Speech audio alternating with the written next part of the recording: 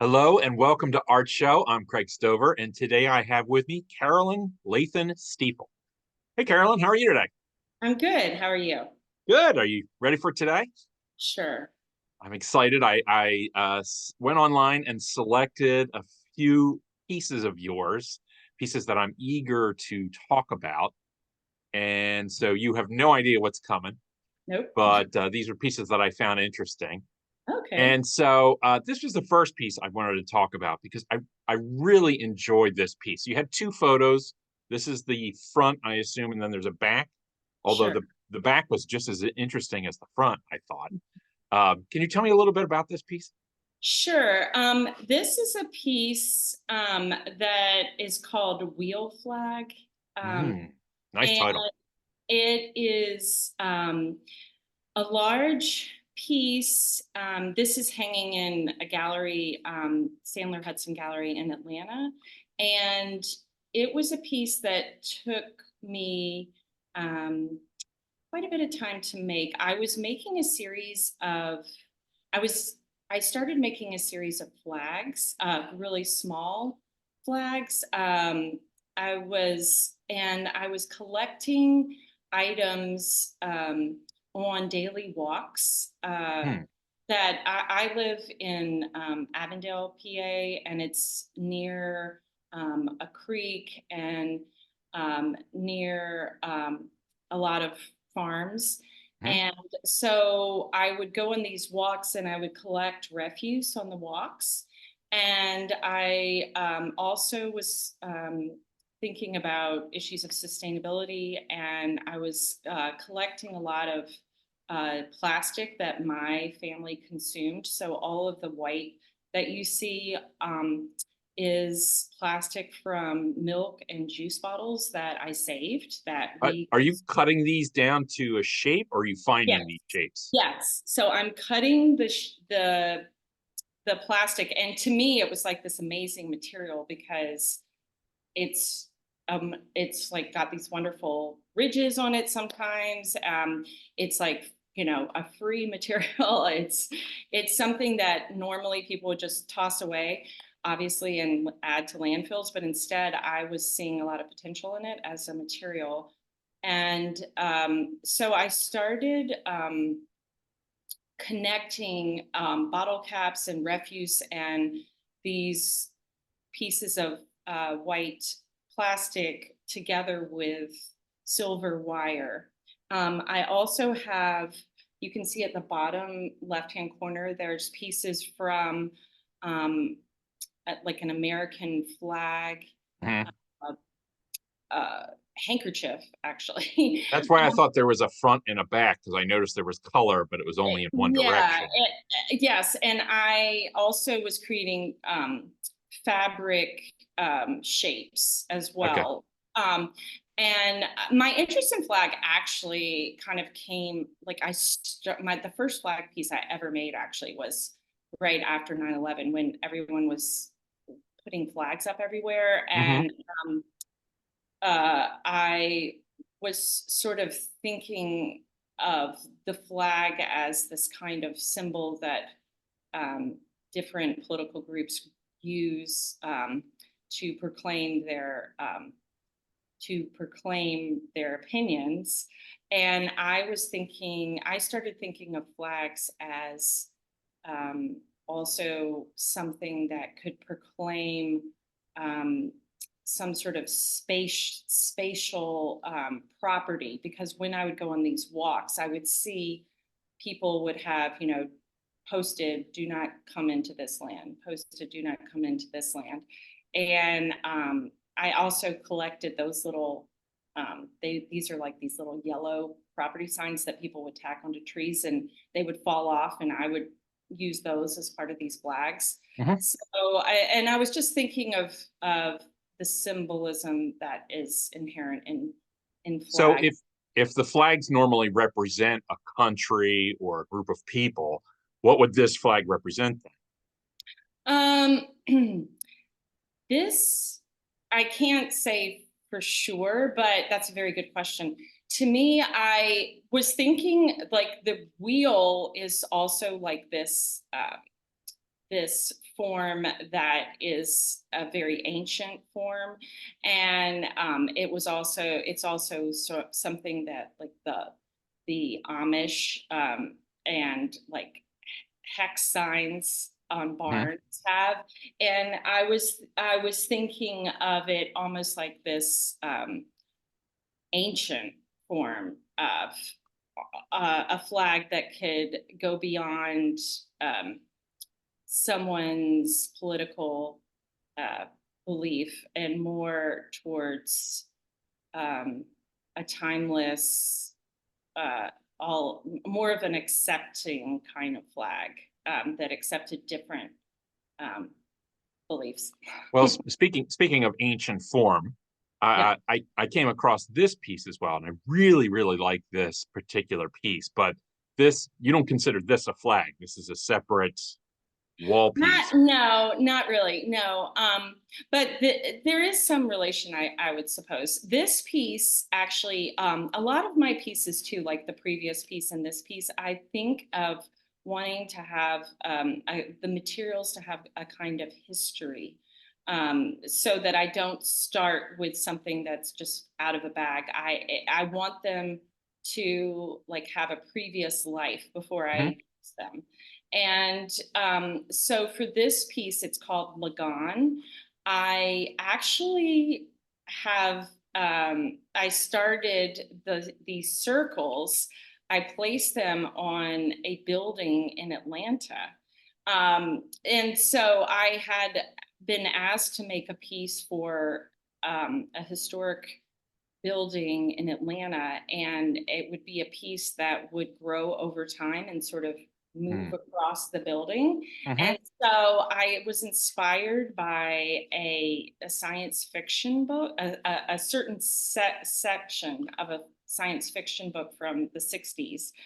And in this science fiction book, they talked about this ocean that created these circular forms, and this ocean was kind of like a sentient being. So I was thinking of this sculpture as a sort of sentient being in a way that was moving Mhm. the I building. can see So, that.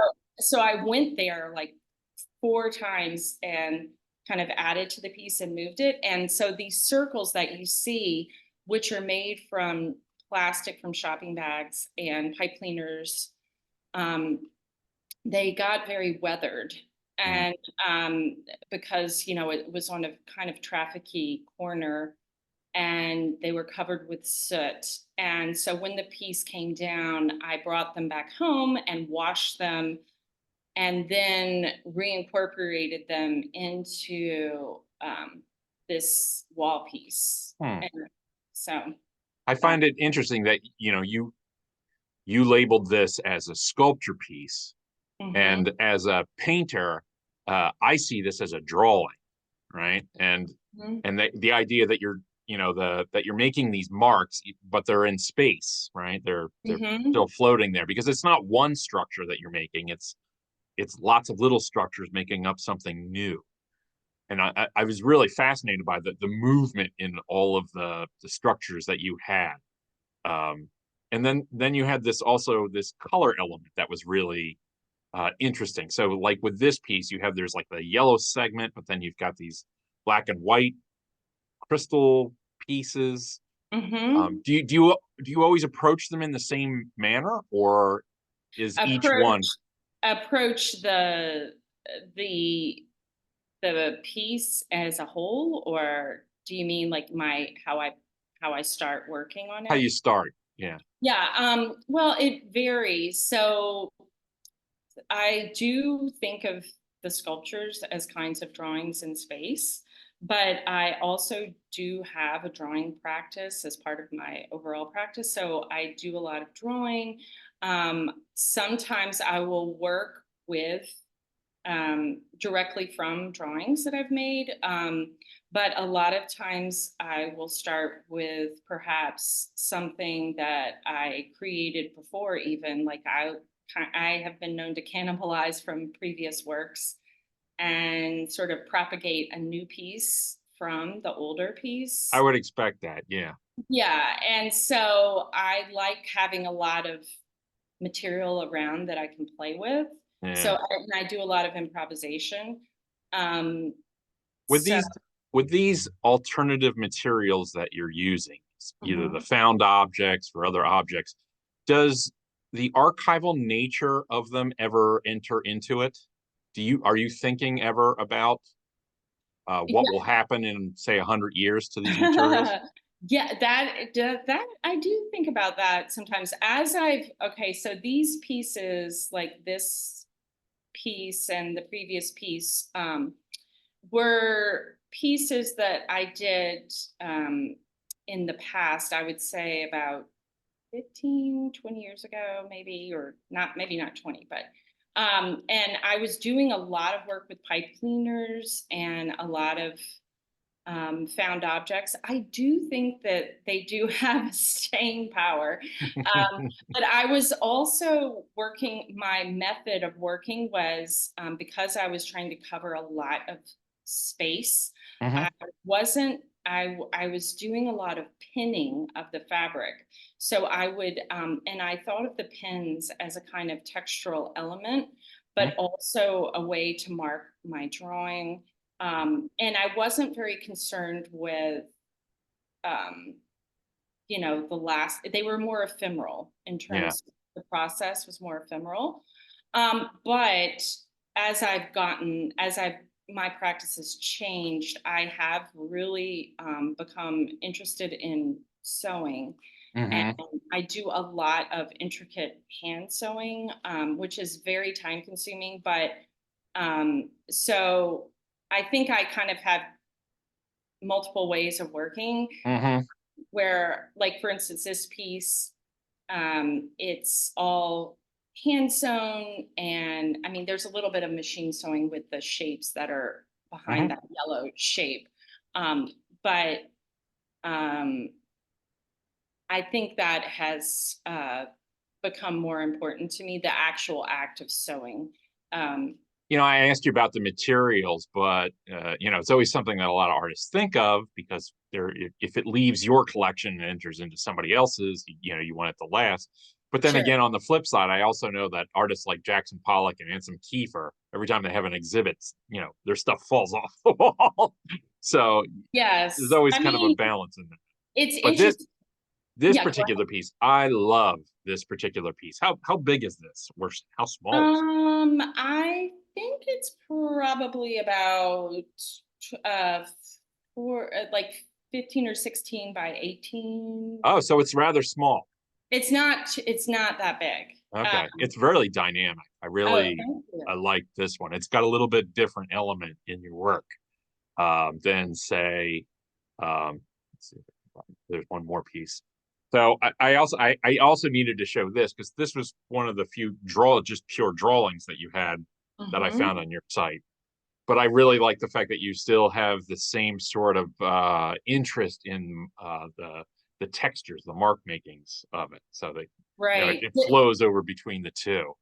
This Um, one combined printmaking actually with painting and colored pencil. is So that screen print? it's like it is a relief print.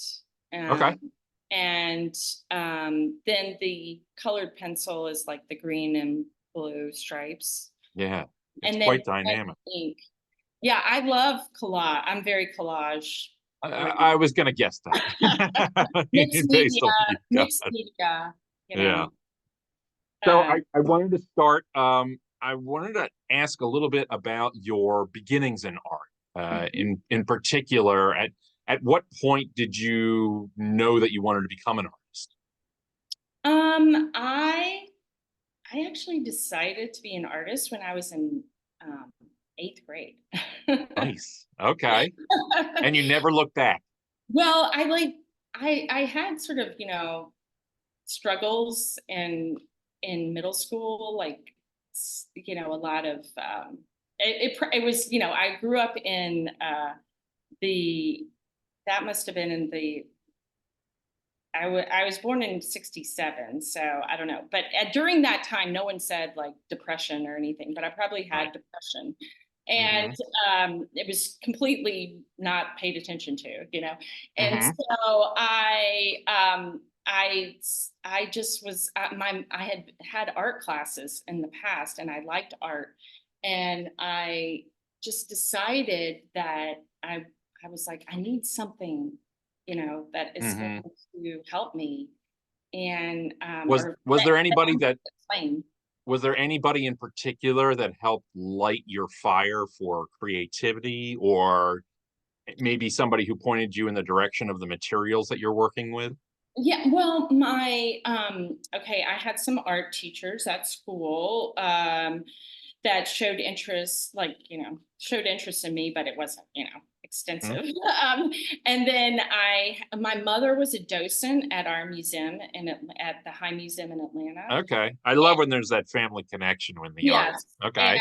and so she had taken me to lots of really great art shows like Calder and Sonia Delaney, and those really resonated with me. And I did some other outside of school art classes, and then I just said, you know, I think this is what I want to focus on.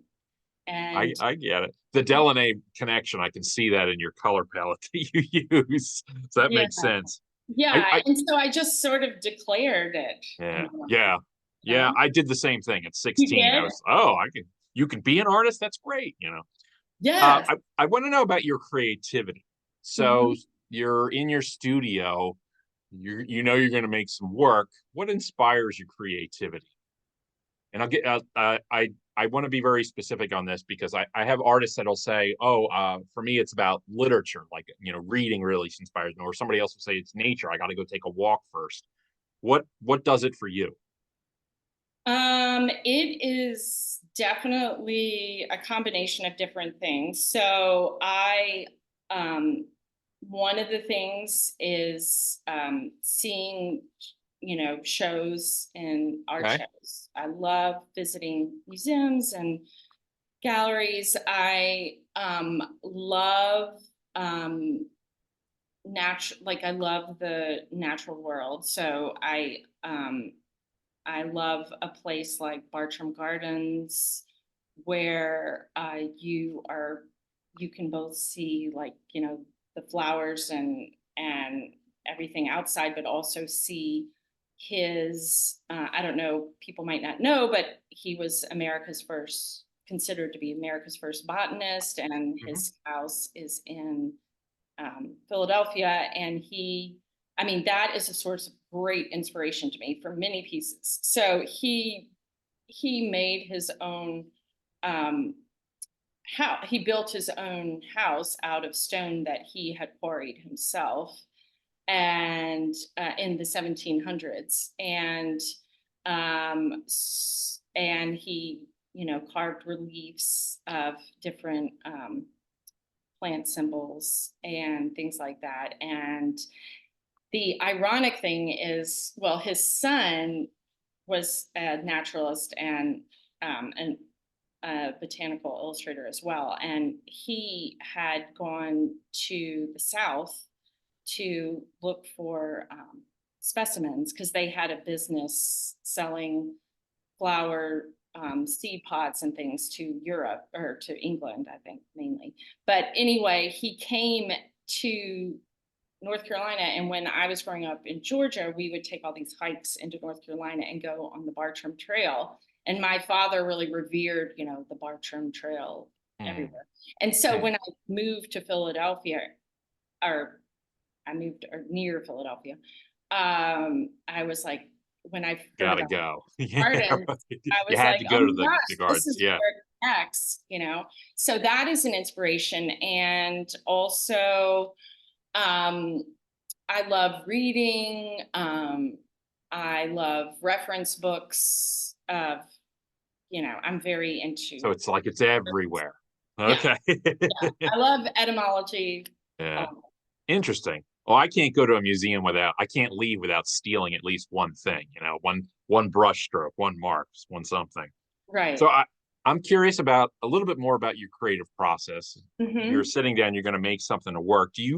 do you plan out your works at the get-go, or do you find that most of your work is you might start, but then you allow yourself changes as you're going?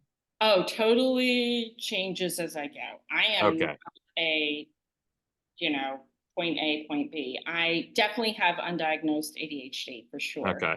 And I, meander all over everywhere. Do you sketch out your stuff? Do you have a rough idea, or do you start with It nothing? depends on the piece. Okay. So some pieces that, like, say somebody commissions something, I need to have a drawing. So I will make drawings, and those could change, Mhm. obviously. Um, and so I would sketch something out based on that. But I always have to have, I feel like in art, at least for me as an artist, I am someone who has different moods of working. And so I also work 3 days a week as a teacher, an art teacher, and a librarian for lower school kids.